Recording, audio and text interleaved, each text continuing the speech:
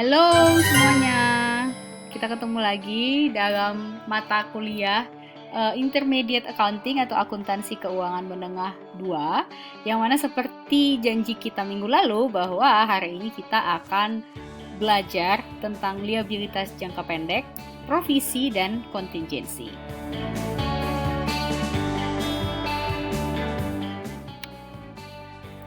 Nah, apa yang akan kita bahas dalam pertemuan kali ini?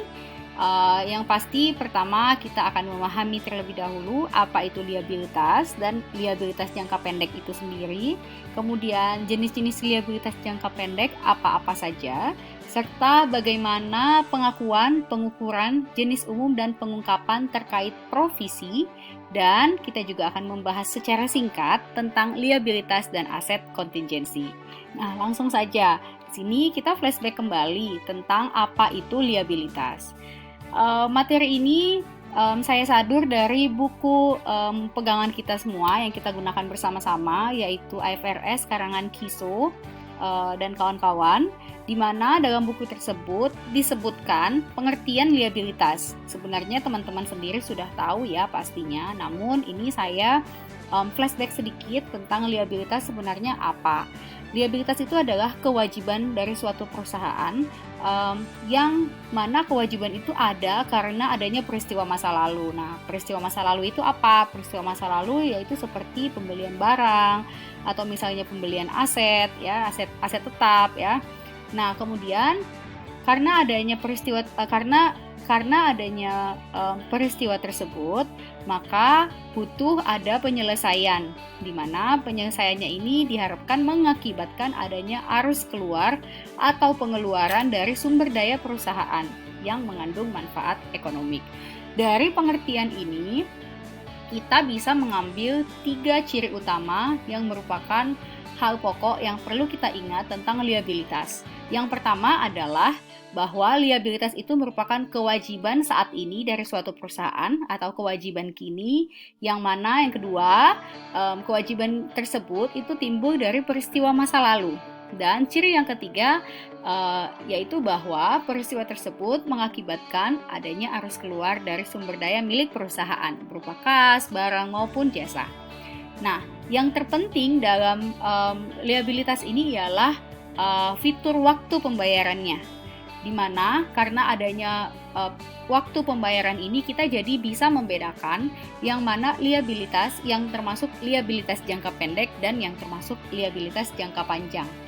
Karena video kali ini atau penjelasan kali ini kita akan membahas tentang liabilitas jangka pendek, maka untuk mengingatkan kembali kepada teman-teman bahwa liabilitas jangka pendek itu ialah kewajiban perusahaan yang waktu pembayarannya diharapkan dapat selesai dalam jangka waktu maksimal 1 periode pelaporan. Jadi biasanya sih 1 tahun gitu ya. Jadi biasanya mudahnya kita ngingat bahwa kalau dia kurang dari 1 tahun, maka kalau dia ya maksimal 1 tahun dia akan masuk sebagai liabilitas jangka pendek. Tapi kalau lebih dari itu akan masuk sebagai liabilitas jangka panjang. Oke. Nah, jenis-jenis liabilitas jangka pendek yang paling sering muncul di laporan posisi keuangan, yang pertama ialah kita sudah sering sekali dengar, yaitu utang usaha. Oke, di sini saya sedikit meringkas apa saja ciri-ciri dari jenis-jenis liabilitas jangka pendek ini. Mulai dari utang usaha, ya, utang usaha itu muncul dari mana. Kemudian yang kedua juga ada wesel bayar. Wesel bayar itu biasanya perpanjangan dari kredit normal atau perpanjangan dari utang usaha. Tapi bisa juga wesel bayar itu timbul karena adanya pinjaman perusahaan kepada bank, gitu ya. Nah, untuk wesel bayar sendiri jenisnya itu bisa berbunga, tapi bisa juga tanpa bunga. Tetapi nanti pembayarannya langsung di atas nilai nominalnya, tapi tidak memperhitungkan bunga. Lalu selain itu, liabilitas jangka pendek juga jenis lainnya ada bagian lancar dari utang jangka panjang, yang biasanya itu merupakan bagian dari obligasi atau wesel hipotek dan utang jangka panjang lainnya yang jatuh tempo dalam tahun fiskal berikutnya. Nah, untuk bagian lancar dari utang jangka panjang ini tidak termasuk utang-utang yang dilunasi dengan akumulasi aset yang belum nampak sebagai aset lancar, juga tidak termasuk untuk utang yang dibiayai kembali dari penerimaan baru maupun yang dikonversi menjadi saham biasa. Kemudian ada kewajiban jangka pendek yang diharapkan dibiayai kembali. Nah, apa sajakah syarat-syarat pembiayaan kembali itu? Nah, ini saya minta teman-teman untuk membaca di bukunya dan memahami. Apabila tidak paham, baru kita diskusikan di kelas. Oke?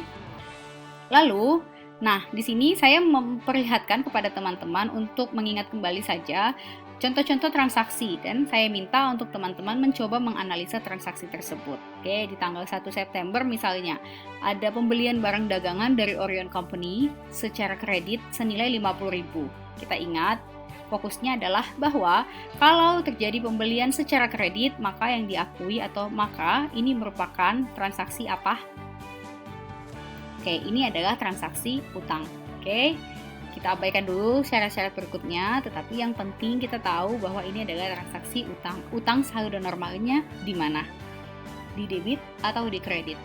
Maksudnya jika utang bertambah, maka diletakkan di posisi debit atau di posisi kredit. Oke ya.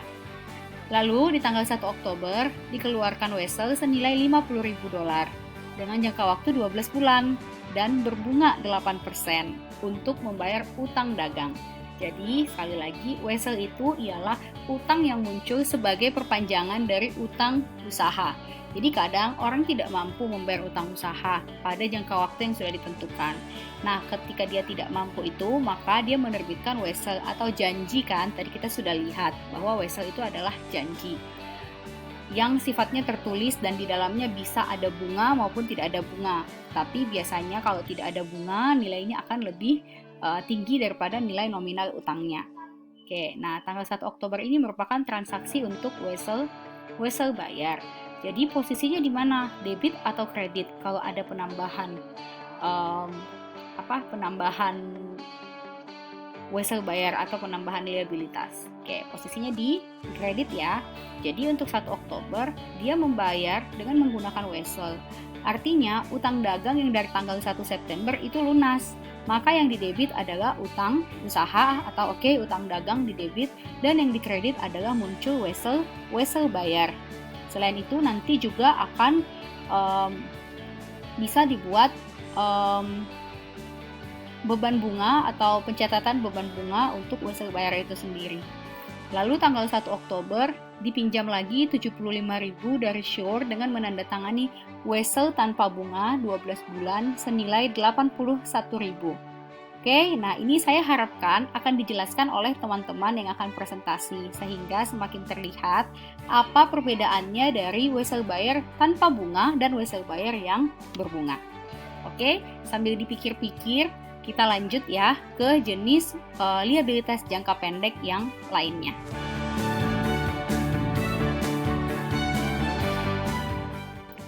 Oke, liabilitas jangka pendek lainnya itu bisa ada utang dividen. Nah, utang dividen silahkan Anda ingat-ingat kembali apa itu dividen dan kenapa utang dividen bisa muncul. Nah, biasanya utang dividen muncul saat perusahaan tidak mampu membayarkan dividen milik pemegang saham. Nah, biasanya ini dibayar dalam waktu 3 bulan. Jadi tidak boleh lebih lama, atau kalaupun lebih lama tidak maksimal pokoknya 1 tahun ya. Lalu ada juga uang muka dan deposito pelanggan. Ini sengaja tidak saya jelaskan terlalu panjang agar Anda tetap semangat untuk membaca sendiri, dan apabila tidak paham kita bisa menghidupkan diskusi di dalam kelas atau di dalam ruang virtual kita ketika pertemuan minggu depan. Ada uang muka dan deposito pelanggan. Nah, uang muka dan deposito pelanggan ini biasanya diterima dari pelanggan dan karyawan dan dapat dikembalikan. Nah, itu uang muka itu biasanya kan berfungsi sebagai jaminan untuk menutupi pembayaran kewajiban masa depan yang diharapkan. Jadi misalnya kalian membeli mobil misalnya kan butuh, atau beli rumah misalnya. Jadi misalnya ini perusahaan yang menjual barang-barang yang membutuhkan pembayaran uang muka terlebih dahulu, maka uang muka tersebut itu diakui oleh perusahaan sebagai kewajiban dia kepada si pelanggannya. Karena kalau sewaktu-waktu pelanggan sudah menyelesaikan kewajibannya kepada perusahaan, maka perusahaan harus mengembalikan uang muka atau uang jaminan tersebut. Selain itu, ada yang namanya pendapatan diterima di muka. Semoga masih ingat ya, yang termasuk pendapatan diterima di muka. Contoh-contohnya seperti apa? Saya sering sekali memberikan contoh terkait akun ini atau terkait jenis utang ini pada waktu kita mempelajari pengantar akuntansi 1 dan 2. Oke, lalu setelah itu ada juga utang pajak penjualan, jadi utang PPN. Nah, kadang kan toko-toko retailer, misalnya kayak Alfamart atau Indomaret, nah mereka itu di struknya kalau Anda perhatikan mereka selalu mengakui adanya PPN. Jadi kita membeli barang dan di struknya itu juga termasuk PPN di dalamnya. Sehingga PPN ini penjual, ya dalam hal ini mungkin Indomaret selaku penjual, mereka akan memungut dari pembeli pada saat terjadi transaksi jual beli. Kemudian yang mereka pungut itu nantinya kan akan mereka setorkan kembali ke pemerintah atau ke kantor pajak gitu kan ya. Jadi sebelum disetorkan, nah itu diakui sebagai utang atau liabilitas gitu kan. Lalu ada juga utang yang berkaitan dengan karyawan. Ini berkaitan dengan utang, ini misalnya seperti utang pajak penghasilan, kemudian utang gaji, kemudian adanya cuti berbayar. Cuti berbayar itu kalau misalnya ya karyawan ngambil cuti, tapi gajinya nggak dipotong, malah mereka tetap dibayarkan gajinya. Nah itu tetap harus diperhitungkan di awal sebagai liabilitas, karena setiap karyawan punya hak untuk itu. Lalu ada juga utang yang berkaitan dengan bonus karyawan. Oke. Sampai situ terkait liabilitas jangka pendek. Selanjutnya ada provisi. Nah, mungkin kalian bingung provisi itu apa? Di buku kalian, penjelasan tentang provisi ini cukup panjang. Makanya, saya tidak mau membuang waktu terlalu banyak untuk menjelaskan pada video ini, karena ketakutan saya juga bahwa mungkin kalian bisa menjadi lebih ngantuk atau lebih bingung mungkin. Tapi saya berharap ini bisa menjadi bahan diskusi kita di pertemuan kita pada Zoom nantinya, dan juga bisa dijelaskan dengan baik oleh teman-teman yang presentasi. Nah, provisi itu sebenarnya apa sih? Provisi itu adalah kewajiban yang belum pasti nilai dan waktunya. Jadi belum pasti, sama sekali belum pasti. Nah, provisi itu sendiri bisa dilaporkan sebagai kewajiban atau liabilitas lancar atau jangka pendek, maupun bisa juga sebagai liabilitas jangka panjang. Contoh provisi itu adalah kewajiban terkait litigasi, jaminan atau garansi produk, restrukturisasi bisnis, dan kerusakan lingkungan. Provisi biasanya diakui kalau memenuhi 3 kondisi utama. Jadi kalau salah satunya tidak terpenuhi, gimana Bu? Ya tidak bisa diakui sebagai provisi. Jadi harus memenuhi 3 kondisi utama, yaitu adanya kewajiban kini, kewajiban sekarang ya, sama kayak liabilitas sebagai akibat dari peristiwa masa lalu. Kemudian ada kemungkinan pengeluaran uang di masa mendatang, dan yang terakhir dan yang paling penting adalah bahwa suatu transaksi diakui sebagai provisi hanya jika dapat diestimasikan berapa jumlahnya. Jadi hanya jika jumlahnya itu dapat diandalkan. Nah, bagaimana perusahaan mengakui provisi terkait hal-hal yang paling sering muncul nih, perkara pengadilan ya atau litigasi, kemudian garansi, premi lingkungan ya, kemudian kontrak yang memberatkan, serta restrukturisasi. Nah, supaya nggak kepanjangan dan tidak perlu saya paparkan di PowerPoint terlalu banyak, maka saya minta Anda untuk memperhatikan contoh kasus yang ada di buku halaman 847 sampai 855. Lalu nanti kalian bisa menjawab pertanyaan pada diskusi kelas ataupun pada kuis-kuis yang akan saya berikan melalui e-learning. Oke, jadi melalui video ini, kan videonya saya udah share nih sebelum kita mulai kuliah. Saya harap bahwa kelompok yang presentasi bisa fokus lebih banyak pada penjelasan-penjelasan ini. Kenapa? Karena untuk liabilitas jangka pendek itu sendiri kan sebenarnya sudah cukup jelas dan tidak terlalu banyak lagi yang perlu kita fokus lebih dalam karena sudah cukup jelas. Tapi untuk profesi, saya harap teman-teman bisa melihat contoh-contoh kasus yang mungkin terjadi. Terakhir tentang kontingensi. Nah, kontingensi ini biasanya tidak diakui dalam laporan keuangan karena kontingensi ini kewajiban yang belum dipastikan, jadi belum pasti. Kewajiban kini yang kemungkinan besar tidak akan dilakukan pembayaran, kemudian kewajiban kini di mana estimasi yang andal tidak dapat dilakukan. Contohnya misalnya perkara pengadilan di mana perusahaan mungkin mengalami kekalahan dan jaminan sehubungan dengan kolektibilitas piutang. Oke, jadi ini memang di buku kontingensi juga tidak terlalu banyak. Namun apabila ada pertanyaan berkaitan tentang ini, akan saya coba bantu dan jelaskan kepada teman-teman semuanya. Silahkan kalau ada pertanyaan melalui kolom komen, tapi mungkin akan lebih lama dibalasnya. Tapi untuk yang mengikuti perkuliahan saya, kita bisa langsung diskusi di ruang virtual Zoom ataupun di ruang kelas kalau nanti sudah offline. Terima kasih semuanya, semoga pembelajaran kali ini memberikan manfaat buat kalian, walaupun tidak banyak, tetapi saya harap karena pembelajaran kali ini kalian jadi lebih terpacu, lebih termotivasi untuk mempelajari materi yang berkaitan dengan liabilitas jangka pendek.